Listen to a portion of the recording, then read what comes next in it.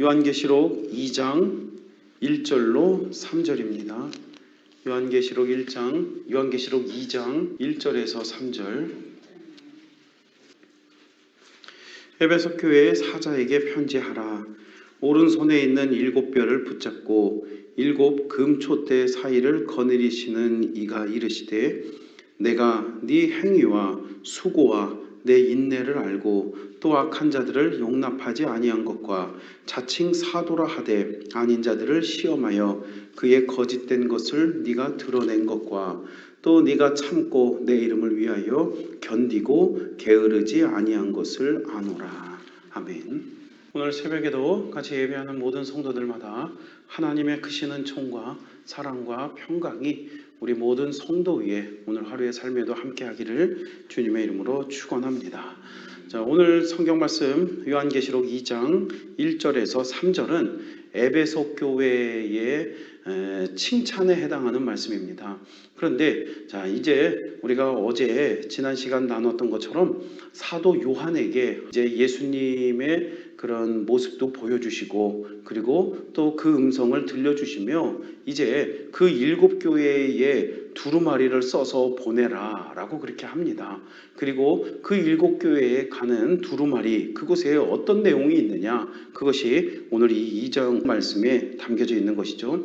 그래서 먼저 7교회 가운데 먼저 첫 번째는 에베소 교회입니다. 이 에베소 교회가 첫 번째로 그 두루마리 편지가 가게 되고, 그리고 이 에베소 교회의 칭찬과 책망 두 가지가 이제 이 에베소 교회는 모두 있는데, 오늘 우리가 함께 나눌 것은 에베소 교회에 보내는 그 칭찬입니다. 여기 성경 말씀 보니까 2장 1절 에베소 교회의 사자에게 편지하라. 오른손에 있는 7뼈를 붙잡고 7 금촛대 사이를 거느리시는 이가 이르시되. 자, 7 별을 붙잡는다. 7 별이라고 하는 것은 요한계시록 1장 20절 말씀에 기록하고 있는 바와 같이 7 별은 우리 사명자들을 말해요.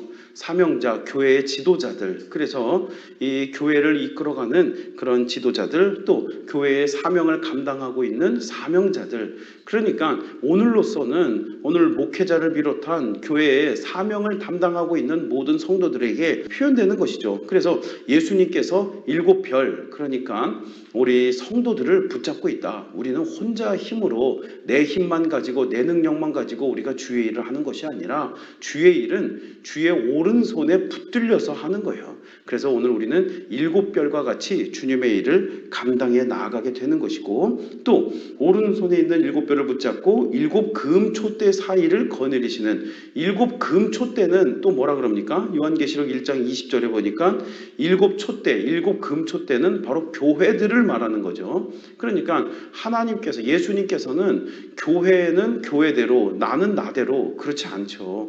우리 예수님께서는 교회 사이를 거느리시며 언제나 주께서 함께 하시고 교회의 사역과 교회에 나갈 방향과 언제나 같이 하신다라고 하는 것을 알 수 있는 부분입니다. 그래서 이 에베소 교회는 어떻습니까? 에베소 교회의 사명자들과 예수님께서는 오른손으로 붙들고 계시고 또 금촛대 사이를 거느리신다. 다시 말해서 에베소 교회와 함께 하신다라고 하는 것을 볼 수 있습니다. 자, 그래서 이 에베소 교회에 함께 하셨는데, 이 에베소라고 하는 도시에 대해서 우리가 조금 알아볼 필요가 있습니다. 에베소라는 도시는 매우 큰 도시예요. 로마 제국 있잖아요. 2000년 전 로마 제국의 가장 큰 도시는 로마입니다. 로마. 이 로마의 인구가 대략 한 60만 명 정도 됐대요. 당시로서는 아주 어마어마하게 큰 메가폴리스 시티인 거죠. 그래서 이 로마가 60만 명 정도 된다. 우리 대전시의 대전시의 3분의 1, 이제 그런 정도 되는 것 같은데, 그런데 당시로서는 로마의 인구가 그 정도라는 거 엄청나게 큰 도시. 그리고 두 번째로 큰 도시는 우리가 잘 알고 있는 클레오파트라 여왕이 있는 그 알렉산드리아, 등대가 있고 또 큰 도서관이 있고 이런 걸로 유명했던 알렉산드리아, 그곳이 이집트의 알렉산드리아가 매우 큰 도시였고 두 번째 큰 도시. 그 다음에 세 번째로 큰 도시는 그 사도 바울과 또 바나바의 그 교회가 되는 안디옥, 그 수리아의 안디옥이라고 하는 도시가 세 번째로 큰 도시. 그리고 이제 이 로마에서 로마 제국 전체에서 네 번째로 큰 도시가 바로 이 에베소라고 하는 것이다. 그래서 에베소는 매우 큰 도시예요. 당시 한 인구가 한 20만 명 정도 또는 30만 명, 20에서 30만 명 정도로 그렇게 추산한다고 합니다. 지금 대한민국에서 20만 명, 30만 명 그러면은 그렇게 큰 도시라고 볼 수는 없죠. 제가 고등학교를 다니고 했던 강원도 원주시 인구가 30만 명이 넘으니까 그 원주시보다도 작은 정도인데, 그러나 2000년 전에는 그 정도의 인구를 가지고 있다면 세계적인 큰 도시였다라고 하는 것이죠.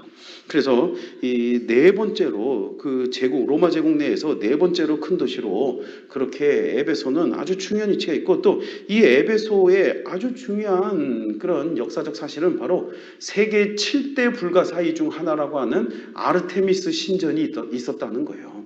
아르테미스 신전. 여러분 그 그리스의 아테네, 예전에 그 그리스에서 올림픽을 할 때 보니까 아테네 도시 한가운데 큰 신전이 있더라고요. 막 이렇게 불도 비춰놓고 멋지게 그 그리스의 신전이 있는데 그게 파르테논이라고 하는 신전이에요. 파르테논 신전. 야, 너무나 예술적 가치가 있고 멋지다. 그래서 그리스는 이 파르테논 신전 하나만 가지고도 먹고 산다라고 할 정도로 그렇게 아주 많은 관광 수입을 주는 그런 유적이 바로 이 파르테논 신전인데, 그런데 이 에베소에는요, 이 그리스 아테네에 있는 파르테논 신전보다도 4배나 더 큰 이 아르테미스 신전이 있었다는 거예요. 아르테미스 신전. 그래서 그 높이가, 기둥 하나의 높이가 127m. 그러니까 지금 매우 크다는 것을 볼 수 있고, 기둥이 127개. 그리고 아파트 7층 정도의 높이, 약 18m 정도 되는 기둥이 있고, 그 다음에 그런 기둥이 127개의 대리석 기둥이 있었던, 그래서 이게 왜 세계 7대 불가사의 중 하나에 들어가느냐, 이렇게 큰 건물을 인간이 만들 수 없었다. 그때 당시 기술로 이렇게 큰 건물을 어떻게 만들었느냐, 그래서 세계 7대 불가사의다라고 그렇게 이름을 짓기도 했다고 합니다. 근데 지금은 그 흔적만 남아서 그냥 기둥들만 이렇게 덩그러니 남아있다고 합니다. 그러니까 어쨌거나 이 에베소라고 하는 것은 그렇게 거대한 신전이 있을 정도로 그렇게 종교적으로나 또 문화적으로 발달한 도시가 바로 이 에베소라고 하는 거예요. 그런데 이 아르테미스 신전인데, 여러분 아르테미스 신이 어떻게 생겼는지 혹시 보신 적 있나요? 아르테미스 신이 혹시 여러분 기억이 나실지 모르겠는데, 그 여성의 가슴이 유방이죠. 유방이 막 굉장히 많이 이게 몸에 여러 개가 달려서 다산의 상징을 갖고 있는 거예요. 그러니까 이쪽 고대 근동 지역에 그런 다산을 상징하고 있는 그런 신들이 인기가 많죠. 바알신, 아세라신 다 다산을 상징하는 신이에요. 그런데 우리 하나님은 어때요? 하나님은 정직하고 주님만 바라보고, 또 음란한 거 우리 하나님은 싫어하시죠. 음란 싫어하셔. 근데 다산을 상징하는 대부분의 신들은 모두 음란과 연결이 되어 있어요. 사람들이 호기심을 갖기에 충분합니다. 그 상징하는 모습들도 보십시오. 아주 이 많은 유방을 가지고 그렇게 많은 것들을 이렇게 뿌려대는 그런 다산을 상징하는 모습이에요. 그러니까 이 에베소라고 하는 도시는요, 아주 이 유방을 많이 갖고 있는 그런 아르테미스의 신을 섬기는 도시인 거예요. 풍요롭기를 바라고, 또 음란하고, 또 그곳에서 이 아르테미스 신전이 워낙에 크다 보니까 많은 사람들이 이 아르테미스 신을 한번 보려고 그렇게 이 에베소로 관광을 옵니다. 그러면 관광을 오면은 이 상업이나 경제가 발달하게 되죠. 그리고 또 관광 오는 사람들에게 은 있잖아요. 은을 이렇게 세공을 해갖고 은으로다가 이 신전도 만들고, 또 이렇게 이제 조그맣게 만드는 거죠. 그리고 은으로다가 그 아르테미스 신을 신상을 만들어요. 조그맣게. 그래갖고 그거를 관광객들에게 판매하는 거예요. 아주 엄청난 부와 엄청난 많은 수익을 가져다 주는 그런 사업인 거예요. 그런데 이 에베소에 누가 들어갑니까? 바울이 들어가죠. 그리고 바울이 들어가서 복음을 전하니까 여기 은 신에다가 아르테미스 신에다가 아무리 비나이다 해봐야 그래야 그래봐야 은덩어리잖아요. 이 은덩어리가 뭐 누구를 고쳐주길 하겠어요? 누구 삶을 바꿔주길 하겠어요? 그냥 기념품이야, 기념품. 그런데 바울이 와갖고 다 기도하니까 어때요? 사람들이 낳고 치료받고, 특별히 바울이 이 에베소라고 하는 지역은 얼마나 공을 들였는지 몰라요. 두란노 서원 들어보셨어요? 두란노 서원이라고 하는 곳에서 바울이 2년 동안 매일 그 말씀을 가르치잖아요. 그러다 보니까 사람들이 이제 깨어나는 거예요. 그래, 그까짓 거 은이 이게 무슨 우리에게 효험이 있고 이게 무슨 치료를 주고 아무 소용없단 말이지. 하나님의 말씀, 예수 그리스도의 능력, 예수 그리스도 이름으로 명하노니 일어나 걸어라. 그래, 이번 걷는 자가 생기고. 그러니까 이 사도 바울이 그곳에서 기념품을 파는 사람들은 사도 바울이 이쁘겠어요? 안 이쁘겠어요? 사도행전 19장에 보게 되면 거기서 은장색이라고 하는 사람들이 있어요. 그 기념품 만든 사람, 돈이 많아. 어때요? 정치와 결탁이 돼 있고 또 뭐 경찰 이런 사람들 다 결탁이 돼 있어요. 그래서 결국 사도 바울을 잡아갑니다. 그래서 은장색의 소요 사태라고 하는 게 사도행전에 기록이 돼 있어요. 그만큼 이 에베소라고 하는 도시는 얼마나 많은 우상이 숭배하고 또 그곳에는 매우 많은 미신 문화가 팽배했던 것, 음란한 문화가 팽배한 그 도시가 바로 이 에베소였다는 것이죠. 그래서 에베소 교회의 성도들은요, 이런 거대한 사회적 그 환경 속에서 그들과 맞서서 싸워가며 복음을 전하는 거예요. 그러니까 에베소 교회 성도들이 여러분 칭찬받을 만하죠. 그렇게 엄청난 음란과 우상의 문화 앞에서 그들이 복음을 증거해 나아가고 신약시대에 아주 중요한 교회, 바로 이 에베소 교회를 세워 나아갔다는 것이죠. 오늘 성경 말씀 2장 2절 말씀을 보게 되면 내가 너의 행위와 수고와 인내를 안다 그랬어요. 그러니까 그런 에베소라고 하는 도시에서 이 에베소 교회 성도들이 복음을 확장해 나아가는 것, 교회를 세워 나아가는 것이 얼마나 힘들었겠습니까? 그러니까 너의 행위, 그런 거대한 사회적 흐름과 맞서서 복음을 전했다는 것, 또 너의 수고, 잘했다. 너의 인내, 온 세상이 음란해라 하는데 온 세상이 물질이 최고다 그러는데 그곳에서 지금 그들과 반대의 길을 걸으며 오히려 핍박자의 삶을 살고 있는 에베소 교회 성도들이 얼마나 인내하고 참았겠습니까? 나도 얼마든지 음란할 수 있고 나도 얼마든지 그 은장색이라고 하는 사람들과 결탁해서 돈을 벌 수도 있고 얼마든지 그럴 수 있는 사회 속에서 그들은 2장 2절 말씀 보니까 악한 자들을 용납하지 아니하였고 그런 일들에 대해서 그들은 용납하지 않고 분별했다는 거예요. 하나님께서는 분별하는 성도를 칭찬하십니다. 분별할 줄 알아야 돼요. 금초대 사이를 거니시는 주님, 오늘 우리는 그게 더욱 중요하다. 금초대 사이를 이 교회 위에 성도 위에 함께 하시는 그 주님을 먼저 바라볼 줄 알았던 그런 성도들이 바로 이 에베소 교회의 성도들이다라고 하는 것이죠. 온 사회가 거기에 눈이 멀어 있는데 그런데 거기서 분별하고 있는 이 에베소 교회 성도들에 대해서 하나님께서는 칭찬하고 있습니다. 물론 에베소 교회는 이 우상들뿐만 아니라 음란뿐만 아니라 또 거짓 교사들도 있어요. 니골라당이라고 하는 이단 세력들도 있습니다. 그런 세력들을 모두 분별해 나아갔다라고 하는 것이죠. 그래서 이 거대하고 매혹적인 이 세상 문화 속에서 물들지 않기 위해 얼마나 치열하고도 철저하게 그들이 싸워왔는지를 볼 수 있는 장면이고 이에 대해서 하나님께서는 이들을 칭찬하고 계신다라고 하는 것입니다. 그래서 이들은 인내했어요. 사회적 고립을 인내하고요. 경제적 어떤 이런 경제적 불이익을 그들은 인내함으로 모두 참아내었다라고 하는 것이죠. 그럼에도 그들의 삶은 또 어떻습니까? 3절 말씀 보니까 또 네가 참고 내 이름을 위하여 견디고 게으르지 않았다. 그러면 세상 물결에 거스른다고 해서 그들이 그러면은 다 손 놓고 그냥 있었느냐? 아니라는 거예요. 그들은 게으르지 않았어요. 꾸준히 하나님의 은혜를 사모하고 꾸준히 주의 복음을 증거하며 하나님의 은혜를 위해서 최선을 다해 걸어 나아갔다. 갔다라고 하는 것입니다. 자, 그런 수고 덕분에 여러분 우리 기독교는 어떻게 됐습니까? 기독교는 이제 로마 제국의 기독교의 공인을 받게 되고 서방 세계의 대표적인 종교로 이 기독교가 성장하고 그 영향력이 펼쳐져 가다가 결국 우리 대한민국에게까지 이 복음이 전파되어 오고 있고, 또 우리 대한민국도 전 세계에서 두 번째로 많은 선교사를 파송하며 전 세계로 복음을 흘려보내고 있지 않습니까? 그 영향력의 지경이 2000년의 역사 동안 지금까지 흘러오고 있어요. 이 에베소 교회 성도들을 비롯한 많은 성도들이 그 물결에서 고립되지만 그럼에도 그들이 복음을 지켰던 그 열매예요. 그런데 이 아르테미스 신전은 어떻습니까?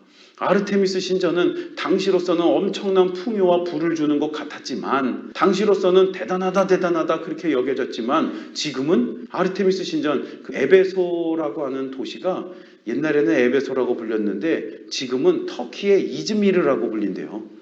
그 도시 이름이 이즈미르, 터키의 이즈미르라고 하는데, 그곳에 가면 이 에베소는 유적지만 남아있대요. 당시로서는 그렇게 큰 도시였는데 지금은 유적지만 남아있고, 그리고 이 유적지 끝에는 이 아르테미스 신전은 다 무너져서 그냥 기둥만 몇 개 서 있는 그런 신전이 되었다고 합니다. 여러분, 세상의 화려함이라고 하는 것, 세상의 멋진 모습, 음란한 모습, 세상의 호기심, 여러분 이런 것들은 결국 무너집니다. 영원할 수가 없죠. 영원할 수가 없죠. 아무리 멋진 건물을 지었다 한들 이 건물이 영원할 수 없죠. 그러나 주님이 붙드시는 교회는 어떻습니까? 교회는 단순히 건물에 있는 게 아니에요. 교회는 하나님의 세계 가운데 생명이 있습니다. 그리고 영원하다. 그 사실을 오늘 이 말씀은 극명하게 우리에게 보여주고 있다라고 하는 것입니다. 그래서 이 에베소 교회는 그렇게 몸부림쳤습니다. 여러분, 오늘 우리의 삶에도요, 때때로 몸부림쳐야 될 필요가 있어요. 우리가 세상에 물들지 않기 위해서, 하나님의 뜻이 아니라면 그것을 벗어나기 위해서, 하나님의 뜻이라면 그것을 반드시 걸어가기 위해서 우리는 하나님의 뜻을 이루어드리는 데 있어서 몸부림쳐야 될 때가 있습니다. 하나님께서 기뻐하시지 않는 길을 내 육신의 욕구만 따라서 우리가 걸어간다? 우리는 그게 편하겠죠. 하지만 하나님께서 기뻐하시지 않습니다. 오늘 우리는 이 에베소 교회 같이 몸부림쳐야 합니다. 에베소 교회가 몸부림칠 때 하나님께서는 에베소 교회에 아주 훌륭한 지도자들을 보내주시는데, 에베소 교회는 사도 바울에 의해서 이렇게 처음 초기 설립이 이루어지죠. 물론 바울이 다 했다고 할 수는 없는데 바울에 의해서 이 에베소 교회가 이제 세워지기 시작합니다. 그런데 이 에베소 교회에 바울이 얼마나 공을 많이 들였냐면, 나중에 1차, 2차, 3차 전도 여행을 하면서, 그러면서 이 에베소 교회에서 두란노 서원이라고 하는 곳, 그곳을 빌려서 거기서 말씀을 매일같이 바울은 2년 이상을 거기서 말씀을 가리킵니다. 그래서 사도 바울의 메시지를, 여러분 우리도 굉장히 훌륭한 목사님 계신다 그러면 목사님 설교 말씀 들으려고 막 이렇게 여기 막 서울도 가고 막 부산도 가고 막 찾아가잖아요. 그러니까 당시로서 사도 바울의 설교를 들으려면 어떻게 하면 돼요? 에베소 교회를 갔으면 되는 거예요.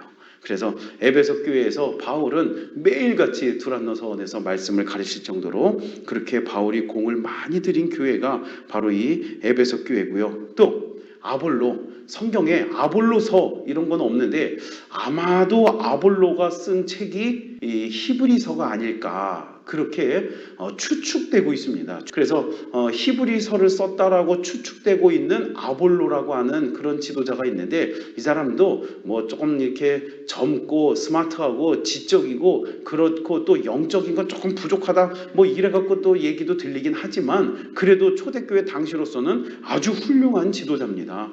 그래서 이 아볼로라고 하는 지도자가 목양을 했던 그곳이 바로 또 에베소 교회이고, 또 로마 교회의 아주 훌륭한 지도자였던 브리스길라와 아굴라가 이제 로마에서 쫓겨납니다. 이거는 글라디오 황제가 유대인들은 다 나가라 그래갖고, 아볼로가 유대인이잖아요. 브리스가는 아닌데.